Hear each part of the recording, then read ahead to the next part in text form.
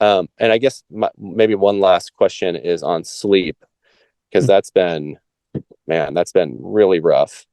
Yeah. Um, and I got a prescription for an antihistamine. I haven't taken any benzos. I haven't taken any SSRIs. Mhm. Same with my first go around. I think I took a benzo for like, I don't know, less than a week or something and then stopped. Yeah. But this time I haven't taken any of that. I did get it's called hydroxyzine. It's an antihistamine. Mm. But that's more, prescription strength. I don't know if you've heard of that. Yep. Yep. That tends to help. I've kind of just been taking that off and on since early September. Not often, like every once in a while, Yeah. but I've like really struggled with sleep, and I found, the main issue, as I'm sure you can relate to, is like once your head hits the pillow, it's like all of the intrusive thoughts just start coming in Yeah. and flooding, and it's like very difficult to settle yourself. And like I think I'm in a more hyperstimulated state to begin with. Yeah. And I've been having some challenges with the deep relaxation as well. And so, like I was saying, like some nights I can fall asleep at like 8 or 9 o'clock, like because I'm exhausted, and sleep, 5, 6, 7 hours sometimes. Other nights, like I feel like I don't get like a minute of sleep, Yeah. and I'm up and I'm kind of like it's like the rumination, right? It's the Yeah. ruminating and thinking through, and your mind is trying to tackle these things, and it's just all Yeah. the stuff we've already talked about, right? Like it's all the Yeah. same. Yeah. And then I also have like, some of the intrusive thoughts are like, you're never going to sleep again. What if you die if you can't sleep again? Or what if your life is impaired? I'm sure this is like, Yeah. I'm sure you've heard this story, and it's, Oh yeah. Lots of times. um, Yeah. many a times. And Yeah. and it's like, it's so crazy because like I've been on this earth for, like a long time, and I've always like slept fine, besides my first struggle with anxiety about 10 years ago. Like Yeah. I've had my own issues with sleep. I think everyone does, but Yeah. Yeah. I've never had like insomnia or anything like that outside of my, you know, prior bout of hyperstimulation and this period. Um, so it's just like I have the evidence, but Yeah. I yeah. So it's like, I guess it's two components. One is many different types of intrusive thoughts come in at nighttime when I'm in bed, and then like during the day, I can fret about it because an intrusive thought pops in of like, oh, you're not going to sleep tonight, and you're not. Mm. What if you can't go to sleep? And so it's almost like you dread nighttime almost Yeah. because you're Oh like, yeah. I should just be relaxed. I should just be relaxing and like gearing down and like getting ready to rest and relax and blah blah blah and get some rest. But your mind's like, no, no, like you should actually be fearful this time, because if you are too stressful, like you're not going to sleep, and then that's gonna, you know what I mean? Like Yeah. it, yeah. So there's two Oh different yeah. things going on, which are both like Yep. very negative towards like getting back on track with sleep. You bet. A couple of things I would, as you're working with Vince, um, look at, make notes of the thoughts you're thinking when you're laying down. Because again, there's Mm, a behavioral side to this. I know that when the brain is hyperstimulated, it needs to solve things, so it'll focus on that. But you want to know what those are. Get to the root of those core threat statements mm-hmm, so that you can develop good containment statements for them. You have a way to mm-hmm, refute them. That'll help. mm-hmm. Second thing is when it comes to sleep, yeah, heard lots of those stories before, experienced those myself. Yeah, sleep dread, you wake up, you finally get a good night's sleep, and the next thing you know, at 9 o'clock in the morning, well, gee, what am I going to, if I don't sleep tonight? And Mm. what if I can't sleep ever? I'm going to die. Well, all that stuff goes through our heads when we're anxious. Yeah. Yep. Yeah. So, we want to recognize that sleep issues for most people are an issue of stress. If your Mm. body's not stressed, it's going to sleep. It just does. And so our goal is to get that stress down. And that means working at it through the day too. For example, if you are in a high stress job, you'll have to find a way to de-stress in your job. And of course, boundaries will help, and working on people pleasing and appearance and so on and so forth all helps. But you can also do physical things to offset that stress by making sure you take a lunch break, or, two 15-minute breaks midway through the morning or afternoon, just to get out and go for a walk to Mm. de-stress, to bring that stress down. One thing anxious people often do is they will work through it all because it feels better when you're doing stuff. But the problem is, once you're done and you go home, your body's all wired and it's not going to sleep. Right. Right. So you want to be working at stress reduction and sleep prep during the day. The more you Mm. can keep your body calm, the better you're going to be at night. Now, you mentioned, I think a lot of us have the idea where you're just going to go to sleep and, have a really great night's sleep and wake up every day. Well, I know a few people that used to do that, but most people will have, episodes of good sleep and episodes of not so good sleep. It'll be all over the map. And part of our job is to reduce stress and then just be accepting of whatever sleep we get, recognizing that if you don't get a good sleep one night, you can always do maybe an extra meditation somewhere in the day to compensate. Mm, So again, the whole thing is to work at gearing the body down so that when you do get to bed, you will sleep because you'll find that if you start reducing your stress and you're getting good sleep night after night after night, the threats will stop because your body mm, learns a pattern. It's easy to sleep. But what we typically do is when we have a bumpy night of sleep is, oh my gosh, when I don't sleep tonight, and you go to bed and you lay your head down and you're starting to think, what if I don't sleep? Well, that's worry, mm, right? mm-hmm, That's mm-hmm. that's the exact gas for the fire that keeps us awake. So Right. worrying does not do anything to bring on good sleep. In most cases, worry is one of our worst enemies. We have to learn to not worry about it. Be okay with what comes, adapt to what comes, and learn how to cope with what comes. Then you don't have to worry about the what if. Because, Mm, yeah, so for me, how I overcame my sleep issues was, yeah, my mantra was stress reduction, rest, and time. That was it. So when mm, my body mm-hmm, was kind of agitated at night, that's what my mantra was: stress reduction, rest, and time. Now, mm. the when I moved to Calgary, I had another challenge to deal with. We live very close to the mountain range here, and we get Chinooks that go through. That's a massive change in air pressure. Oh, Well, my wow. body became sensitive to air pressure changes, and in the spring and fall, we get a lot of them because you get the cold air and then you get the warm air, and it's up and down. Mm, So that mm-hmm, also mm-hmm. challenged my sleep. So what I do is I just get used to whatever sleep I get, fair enough. And if I don't get a good sleep that night, then I'll just, do an extra meditation or have a nap during the day or whatever. I just compensate and it's no Mm. big deal. We don't want to make not sleeping a big deal because that's when we kind of run into that fear stuff, right? Yeah, yeah, exactly. Yeah. And Yeah. did you find a strategy particularly helpful? You said you recited a mantra in Yep. bed. Like, would there be things that you could do to just make sure your mind was not focused on any of the irrational or intrusive thoughts while in bed? Like, what you said mantra. Like, were there other things that you found that worked well? Well, that's where doing that level two behavior work is. What's at the root of those thoughts? Why are you having them at Mm-hmm, bedtime? What are they? What's the threats? Because mm-hmm, once you mm-hmm, understand what the threats are and you have good containment statements and you convince yourself they're not threats anymore, your mind will go to pleasing things when you go to sleep automatically. It's just that I mm-hmm. think there are some unresolved fears and threats there that's sort of, rolling in the background that you want to address. Expose them because usually there's one or two fears that run them all, right? So Yeah, once you know what they exactly. are, it's like, okay, Exactly. forget it. I've got this covered. Don't have to worry. Yeah. Yeah, I know exactly.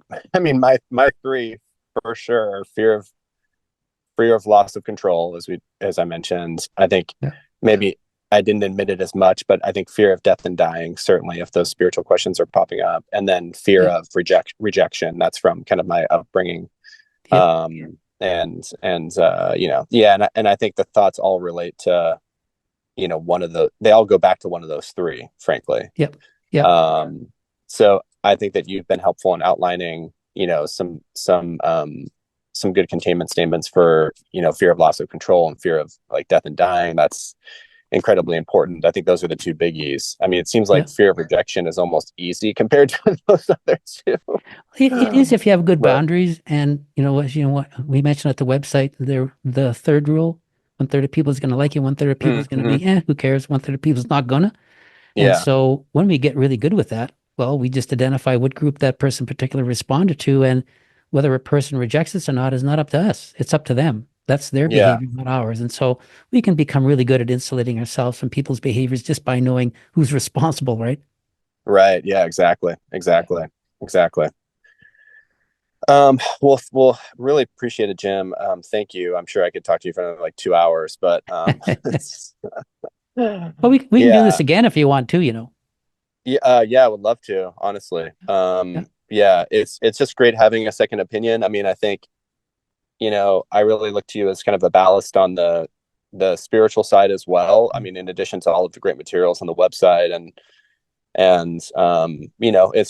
it's a reminder that I need to kind of double down on faith and commitment to Jesus, to God, and to not lose sight of that, and to put all this other garbage out of my Yeah. head. Really, Yeah. like it's It's just important. not. Yeah, yeah. Oh, It's go ahead. it's important to realize that faith is not a feeling. Faith is based on fact. It's a Mm, decision we make. In times when I struggle, I realize, I made my decision to, that Jesus is my Lord and Savior. He's complete control of everything. And if I flounder around, I say, Lord, I've failed here. He knows where my heart is. And so it's a decision we make. And if you've made that decision, doesn't matter what you're feeling, you're covered. Yeah. Yeah, that's also helpful as a containment statement. Faith is not a feeling; it's based on fact. Yeah. Yeah, I like that a lot. Yeah. Yeah. It's based on his behavior. It's based on what Jesus did for us, right? It's not what we can do. Because our Yeah, feelings are going to exactly. ebb and flow. You know that when we're stressed, we typically don't feel the same way we do and when we're nice and relaxed. So feelings are going to ebb and flow. But Jesus demonstrated the objective truth of his resurrection, that there is salvation in him. And if we made that decision that we are covered under his blood, we're good. No matter what Hmm. happens to us, we're good because he knows Hmm. our heart. Again, I don't want to overstate that, but it's so important. We Yeah, are going to be sinful at times. We are going to fall short of, where we should be as a Christian. That's just a fact of life. We're human. yeah, yeah. Especially in these days, we're being bombarded with so many things now that probably shouldn't be seeing, but it's Oh there. And God, yeah, so, yeah, yeah, just, go back to the throne and say, Lord, forgive me. I messed up. And he will, because he's not one that holds grudges. He knows our struggle. Yeah.